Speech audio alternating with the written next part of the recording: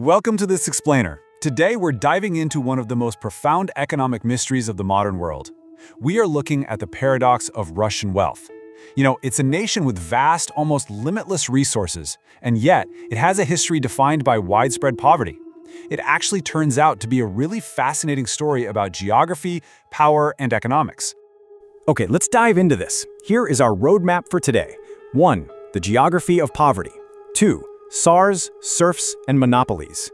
3. The Soviet command economy.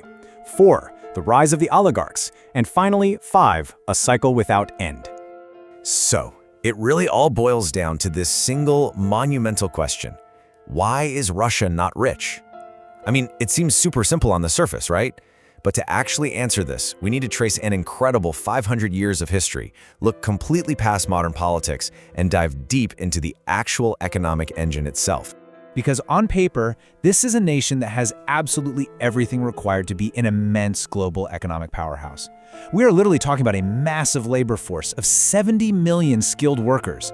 They have endless stretches of completely fertile farmland, unparalleled abundant reserves of oil and gas, plus massive deposits of iron and aluminum. They seriously have all the raw ingredients. But, well, here's the paradox. With those limitless natural resources and all that human capital, you would absolutely expect widespread prosperity. The actual reality, however, is a chronically impoverished general population that has historically been ruled by a tiny fraction of wealthy elites.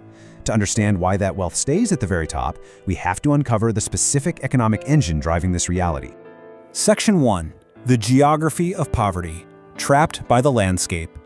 Before we even look at political systems or rulers or ideologies, we really must look at the physical constraints of the land itself. For most of history, cheap transport meant water transport. But Russia's river systems, they flowed to all the wrong places. The Arctic Ocean routes are frozen over for most of the year. The route from St. Petersburg to the Baltic Sea is frozen for long periods. The Caspian Sea is just a completely inland basin that doesn't even connect to global oceans at all. And Rostov-on-Don down south, that wasn't even colonized until the late 18th century. Basically, geography made cheap sea trade nearly impossible.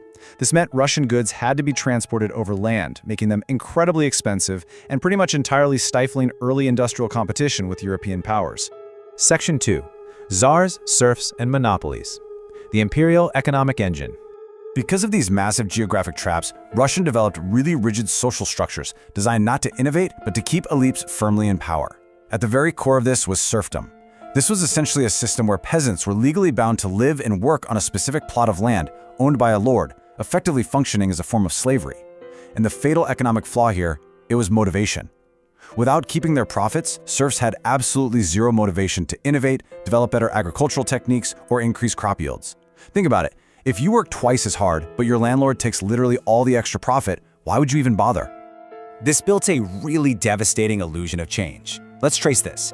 In 1861, the empire actually tried to reform by freeing 23 million serfs, but they freed them right into impossible mortgage debts for the land they worked.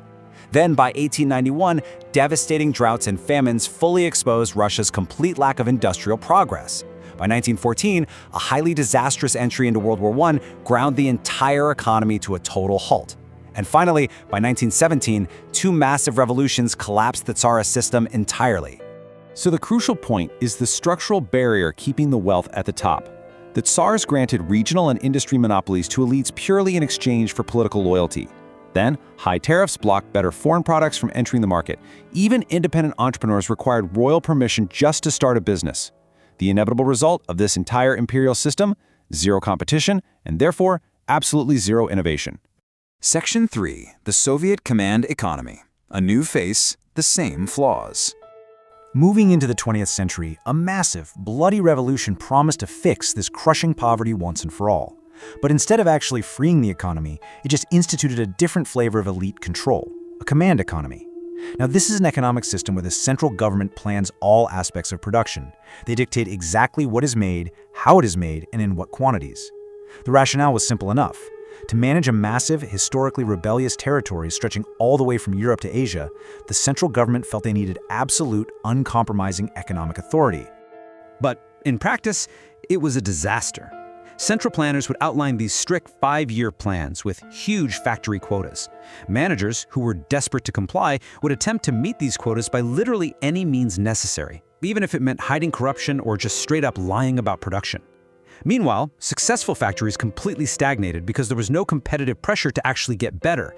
And incredibly, failing factories were actually rewarded with more resources just to help them survive and meet the arbitrary quota. Central planning practically incentivized inefficiency.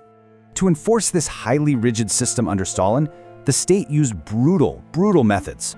Managers who failed to meet quotas or maybe simply fell out of political favor were punished and sent to the vast gulag system. But from a purely economic standpoint, this reliance on fear and forced labor was disastrously inefficient. Forced laborers in these remote regions were only 50% as productive as free workers. Which brings us to this incredible summary. Even with the best intentions, innovation cannot be planned. What's truly fascinating here is a historical anecdote from our sources. Did you know the mega-hit video game Tetris was actually created in the Soviet Union back in 1984? The Soviets could have built a massive, globally dominant video game industry. But under their system, central planners, who mostly had backgrounds in heavy industrial machinery, would have had to predict and plan video game trends 5 years in advance. They simply couldn't do it. You literally cannot put innovation on a rigid schedule. Section 4. The Rise of the Oligarchs. Selling the Soviet Union.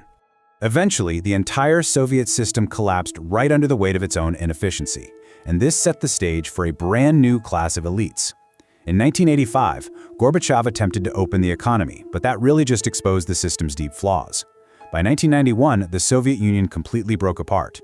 Trying to aggressively transition to a market economy in 1992, hyperinflation hit a staggering 1,500%. It entirely wiped out average citizens' life savings. Desperate people who had been given shares in state companies sold them for pennies just to survive.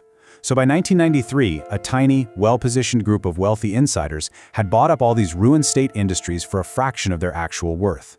And this brilliantly illustrates the birth of the modern Russian economic model, industrial feudalism. This is a system where powerful oligarchs are given monopoly control over vast sectors of the economy in exchange for absolute political loyalty to the central government. We are essentially right back to the exact same Tsars system. It's a small group of elites, massive regional monopolies, and virtually no competition. Let's look at a devastatingly simple agricultural example to understand exactly how this oligarchy legally extracts wealth right from the working class. The government mandates that only one wholesale company can operate in a specific region. That single wholesaler then forces local farmers to sell their crops at artificially low prices because, well, the farmers have absolutely no one else to sell to. Then, the wholesaler flips that exact same food to supermarkets at a massive markup. The oligarch in charge gets incredibly rich, while the farmer remains entirely too poor to ever invest in better equipment or innovate. Section 5. A cycle without end. The costs of zero competition. Let's analyze the hard data of this unbroken 500-year cycle of economic extraction. By 2016, the wealth owned by the top 5% of the population in China was 63%. In the USA, it was 66%. But in Russia, it is a staggering 85%. Russia's wealth inequality far outpaces other major global economies and post-communist states. The vast majority of the country's immense wealth is heavily concentrated in the hands of a microscopic fraction of the population. So what are the real-world consequences of this today? Well, weak property rights completely deter foreign investment. If you build a successful independent business, there is a very high risk it will simply be absorbed by the state and handed right over to an oligarch. Consequently, those oligarchs hide their vast profits in safe, foreign bank accounts rather than investing them back into the local economy. Industrially, there's a heavy reliance on obsolete, locally made Soviet-era technology. And recently, severe economic isolation due to the invasion of Ukraine has completely cut them off from high-tech global components. The modern refrain is exactly the same as it was under the Tsars and the Soviets: zero competition, zero innovation. Which leaves us with this final, truly profound question. Can Russia ever break this cycle of industrial feudalism? Because as long as the wealth and political power remain completely intertwined at the very top, creating a system that actively discourages competition, the incredible potential of those 70 million skilled workers and vast natural resources may remain entirely locked away. Thank you so much for joining me for this explainer. I really hope this deep dive into the data and history has helped you understand the economic engine behind the headlines and leaves you wondering what it would actually take to finally break a 500-year